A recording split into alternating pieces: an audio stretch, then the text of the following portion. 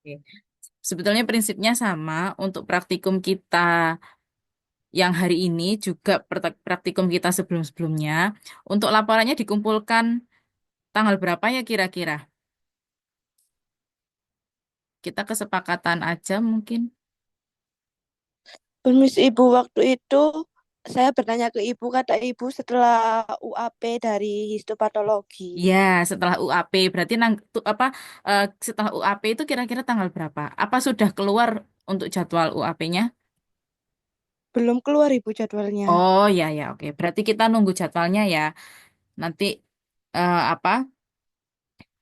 Nanti tanggal berapa? Nanti saya kontak sama PJMK-nya ya. Kira-kira tanggal berapa? Oke baik. Jadi untuk praktikum kita yang satu ini itu tinggal Indra ya. Indra itu nanti akan ada tiga, ada indra kulit, ada indra peraba, indra perasa, sama indra penglihat. Untuk organnya itu ada kulit, lidah, sama sama mata. Terus nanti karena kita kan biasanya praktikumnya pakai histologi dari preparat normal ya. Untuk yang sekarang ini nanti eh, untuk yang normalnya, kalian bisa lihat di buku panduan ini. Jadi nanti kan akan saya berikan panduan dari praktikum yang Indra ini. Terus kemudian kalian lihat untuk yang histologi dari kulit bisa diambil dari sini atau misal kalian punya referensi lain. Bu, saya dapat dari buku Junquera, boleh gitu. Jadi nanti eh, dari histologi ini kalian jelaskan, kemudian beberapa bagian juga kalian jelaskan gitu ya. Ada kulit, nanti di sini ada lidah, terus nanti di sini ada mata. Terus kemudian seperti biasa, kalian kan cari abnormalnya. Nah, nanti itu kalian bandingkan dengan abnormalnya. Gitu ya. Terus kemudian untuk yang sekarang ini saya jelaskan sedikit. Jadi untuk indera itu kita mulai dari kulit dulu. Kulit itu merupakan permukaan tubuh makhluk hidup ya, nggak cuman manusia, tapi makhluk hidup yang lain, hewan-hewan yang lain itu juga kulit adalah permukaan tubuhnya. Kemudian untuk permukaan tubuh ini, kalau manusia memang rata-rata luas permukaannya mungkin sekitar 2 meter persegi. Terus untuk kulit itu sendiri dari sisi histologisnya, ada yang disebut dengan dermis, ada yang disebut dengan epidermis, dermis, dan hipodermis.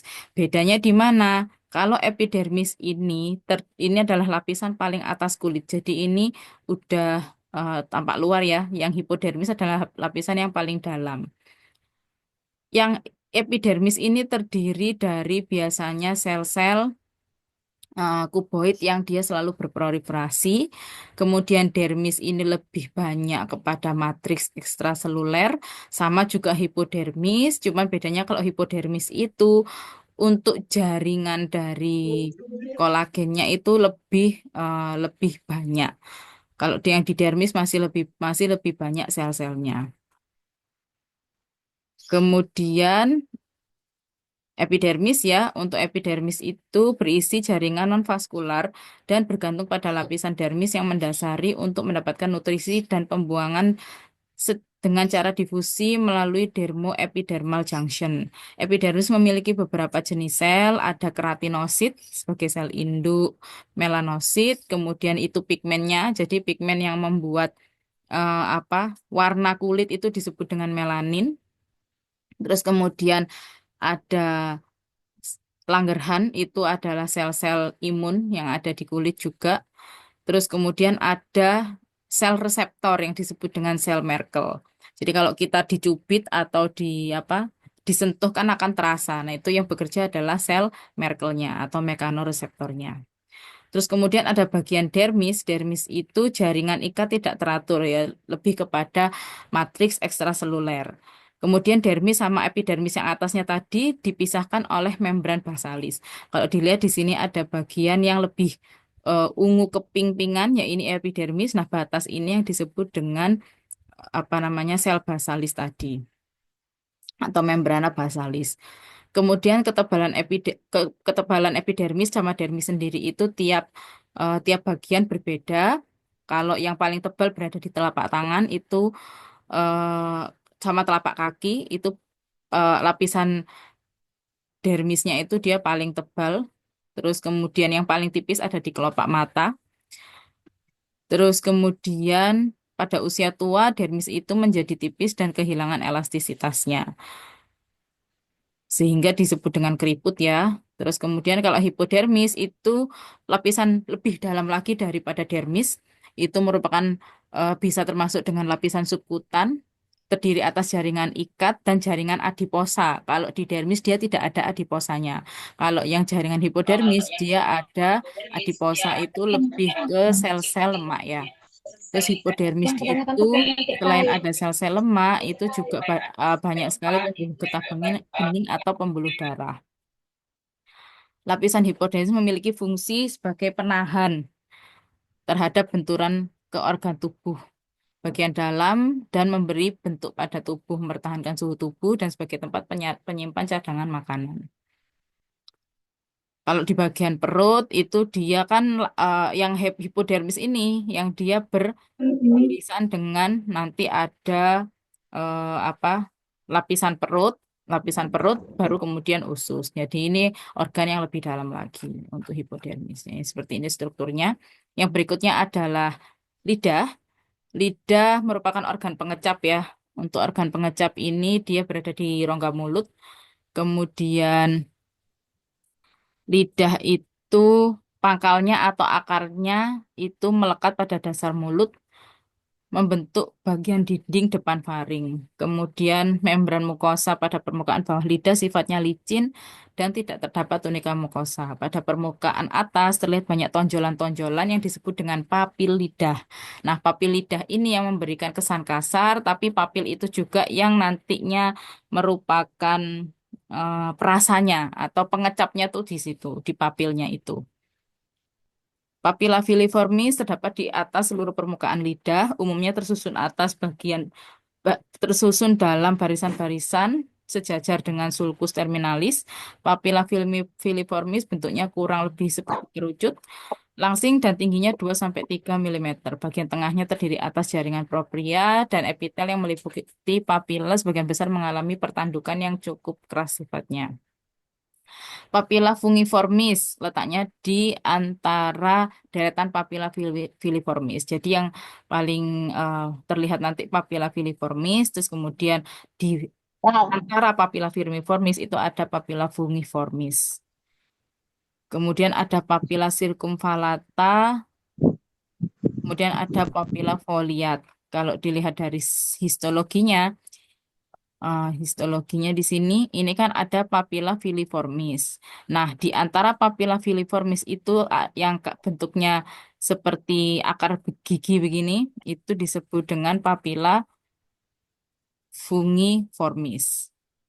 Kemudian sebenarnya dari papila-papila ini itu kan dia kayak epidermis ya. Lidah itu bagian bagian apa? Jadi bagian atasnya kan papil. Papil itu kemudian setelah papil nanti dia ada bagian dari lamina propria. Lamina propria itu kalau di kulit seperti dermis sama hipodermis. Terus kalau yang ini papila-papila ini dia seperti epidermis. Jadi lapisannya itu. Nah, lapisan dalamnya lagi itu adalah banyak sekali sel otot. Jadi sel otot dulu yang fungsinya dia tadi untuk menggerakkan lidah kiri, kanan, atas, bawah terus sampai bisa ditekuk. Nah, itu dia yang berfungsi adalah sel otot. Bagian sel otot bagian dalamnya dari si lidah itu. Terus nanti setelah dari sel otot ini banyak sel ototnya nanti juga ada kelenjar. Di antara dari sel otot ini ada kelenjar ludah.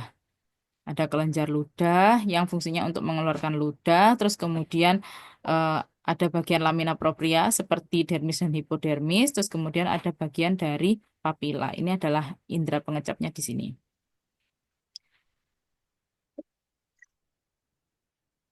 Terus kemudian,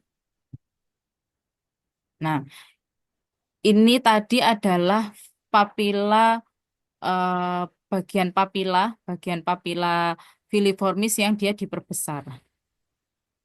Bagian papila filiformis yang diperbesar kalau terlihat di sini itu ada taste buds-nya. Taste buds-nya ini yang indera pengecapnya itu ada di sini. Kalau kalian pernah tahu itu bagian pinggir itu kalau nggak salah asin, bagian depan tuh manis gitu ya itu indera pengecapnya. Oke. Kalau di sini yang saya contohkan untuk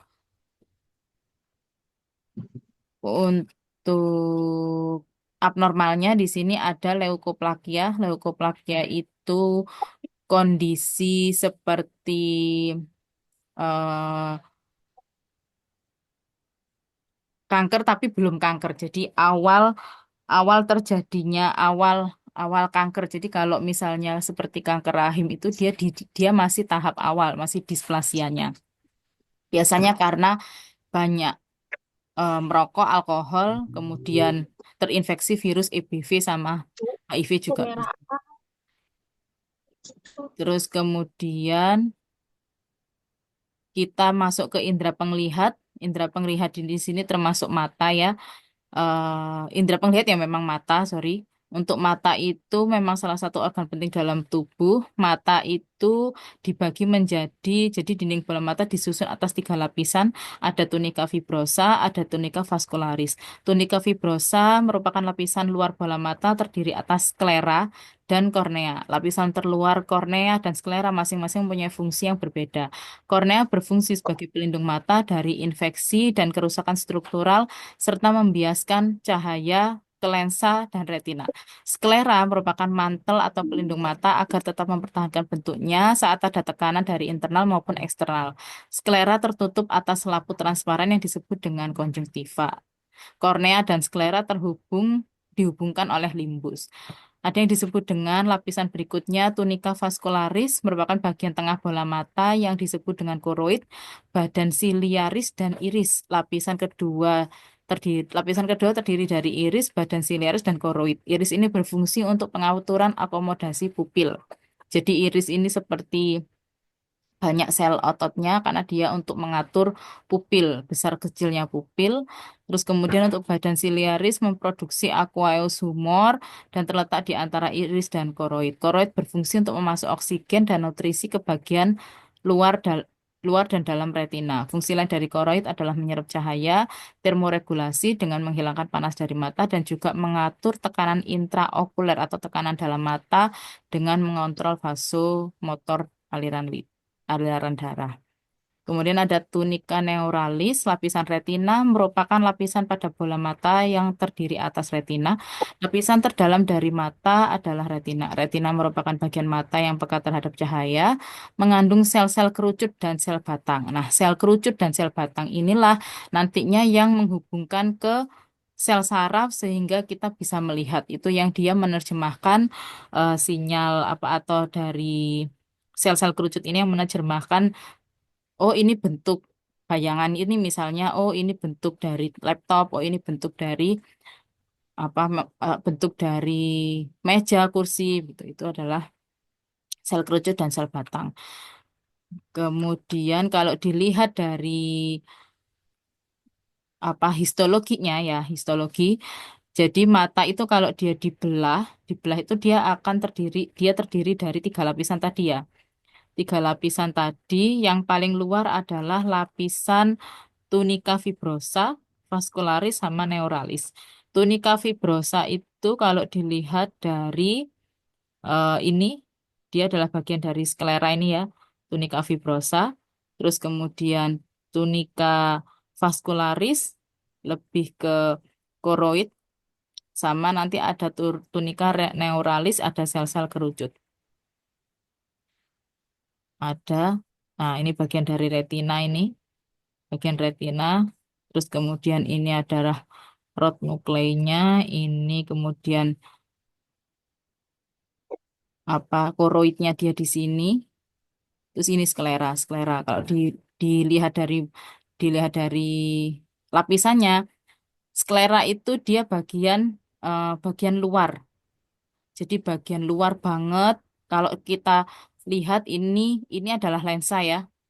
Nah, lensa terus kemudian struktur yang kalau misalnya kita lihat eh, mikroskop diperbesar, mata yang hitam-hitam itu diperbesar, itu kan dia kayak ada apa namanya pola ya, kayak ada pola yang untuk item-itemnya itu dia disebut dengan iris. Itu yang dia untuk membesar sama mengecilkan pupil.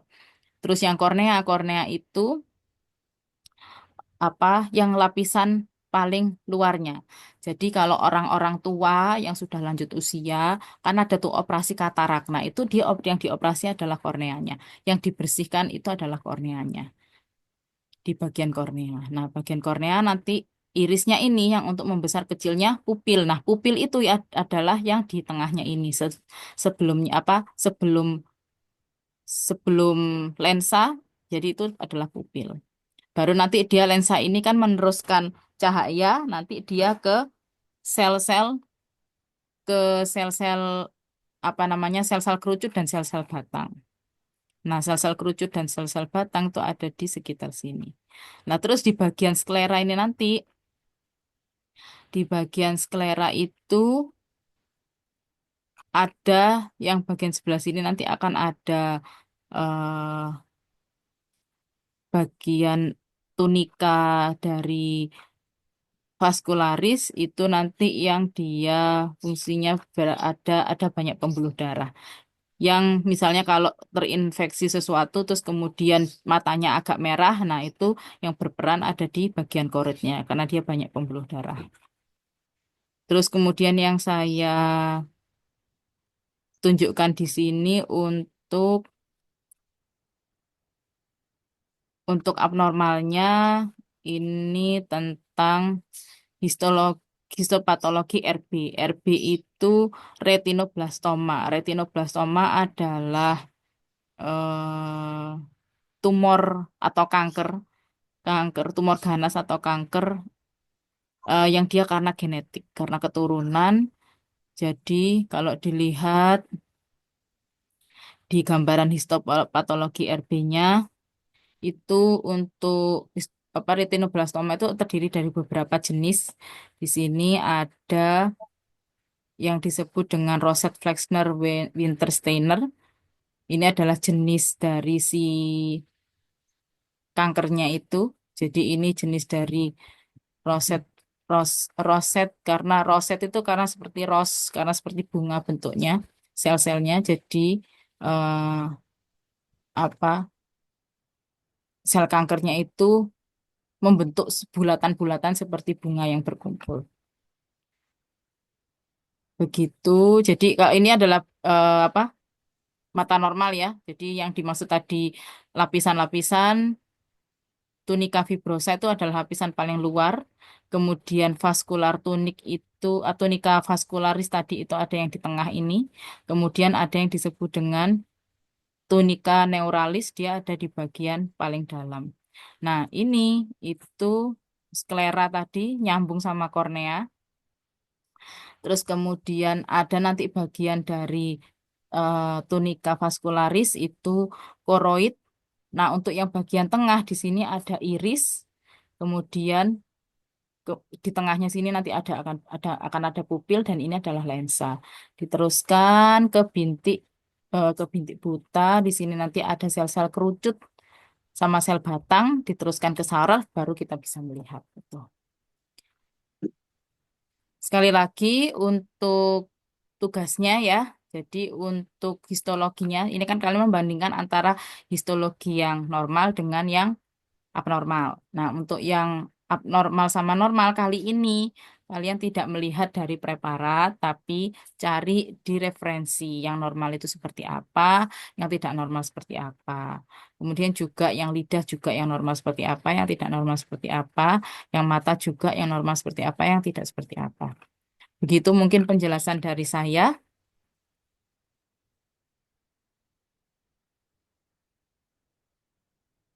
Apakah ada yang mau ditanyakan?